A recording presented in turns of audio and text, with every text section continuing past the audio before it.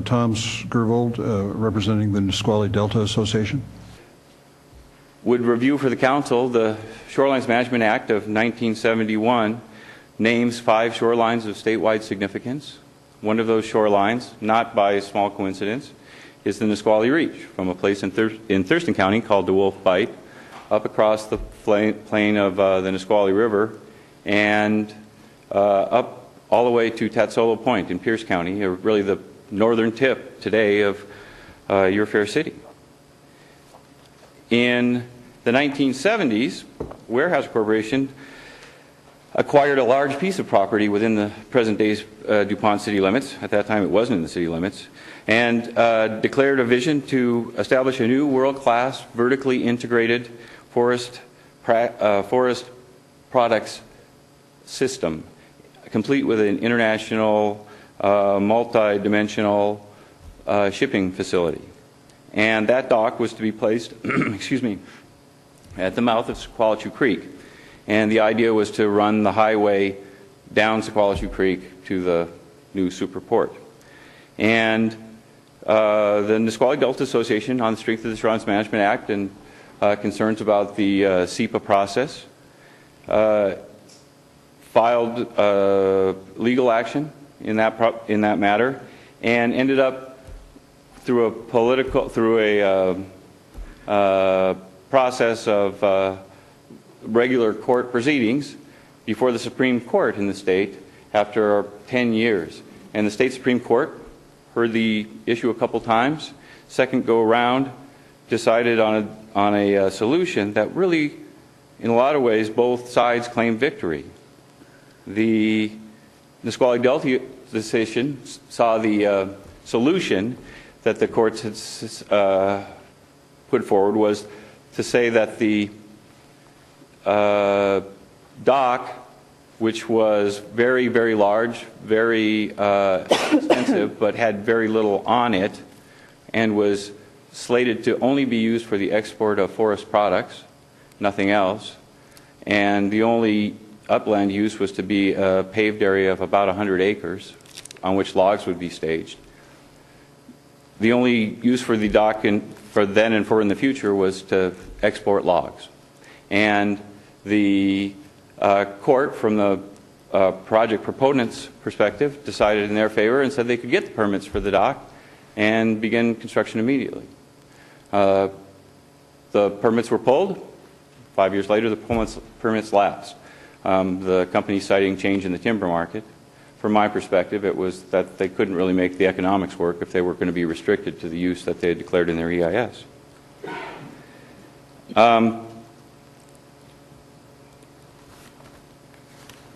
That was back 20 years ago now, and for a while it sort of the matter sort of sat dormant, and the company started to shop around for other uses for the shoreline and quickly came upon a plan to export gravel with a dock. A proposal was put forward. My organization again objected. And in this case, under the terms of the Shorelines Management Act, we went before the Shorelines Hearings Board and there stated our case, our objection to a dock development.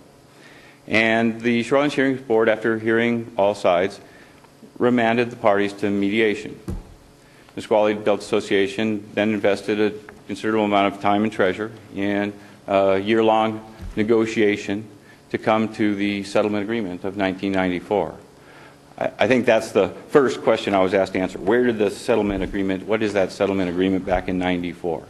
That agreement settled a 20-year court dispute and brought us to a point where we had declared that there would be a gravel mine, the dock would be right-sized for the use, considerably larger than the one previously projected, and the location would be moved up to Tatsolo Point, coincidentally the end of the shoreline of statewide significance.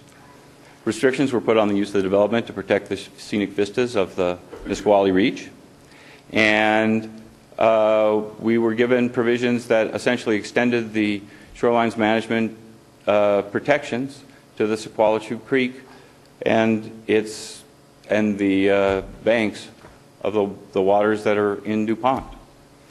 So in 1994, we kind of figured we had this thing won and decided this plan was going to keep us out of court for the next 100 years was the way it kind of read. If you casually read the agreement, you'll see there's some lofty language about 99 years worth of no asphalt plant. It's one of the things that comes forward. And so we went about our business of being reasonably minded civil parties and interested in the development of this area. The Nisqually Delta Association in 1985, I think, when was it? No, 95? 90, no, 90, got involved in a public participation grant to help provide cleanup effort in the remediation of the DuPont site. The DuPont Powder Works site, by virtue of the Motka cleanup, gets money to have public participation involved.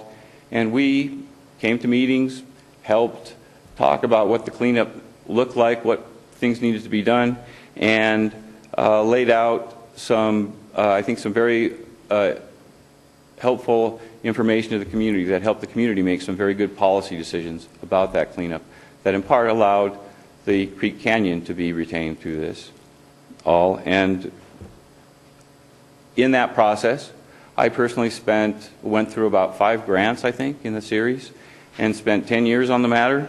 We ended up, at the end of all that, with coming into the closing part of it, a cleanup action plan.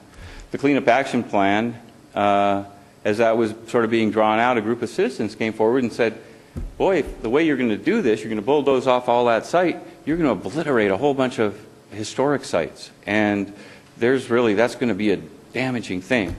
And I frankly was so lost in the technical details that I was a little annoyed at the suggestion. I'm not near so annoyed, it turns out, as the folks from the other parties at the table.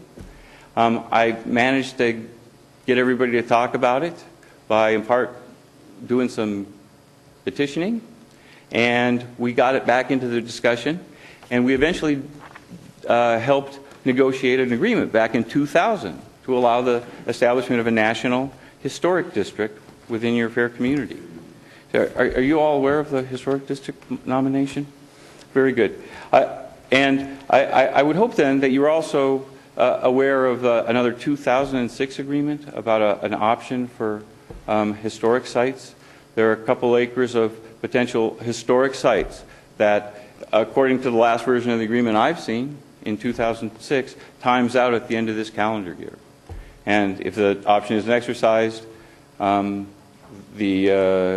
community will in fact lose the opportunity to capture those pieces of property, which I think could be very, very important to the long-term economic viability of a national historic district. So, and I would guess too that you were also aware of the nomination for a national historic district. You've seen the basic text of that. I've got another link to that too, if you would like to know more about that. So, I would say that my organization, and personally, I was engaged in the community up through very recent years. In 2007, we got word that there was a new proposal for a mine expansion, and the mine expansion included a new ditch line going into the main stem of the creek, and was going to run the groundwater out of the system to make it work.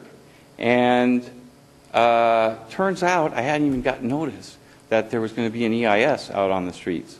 I just caught it at the very end and raised some hell at the city, and you guys extended the comment period, and I got a couple other people to comment. And after that week of reading and writing got done, went and found the 94 agreement. So that was pretty helpful, and because I saw that we really had a lot more legal rights in the issue than I had realized even while I was writing my comment letters on the EIS. And so I brought that to the city. I tried to bring that to the city. I tried to talk to the city about it. And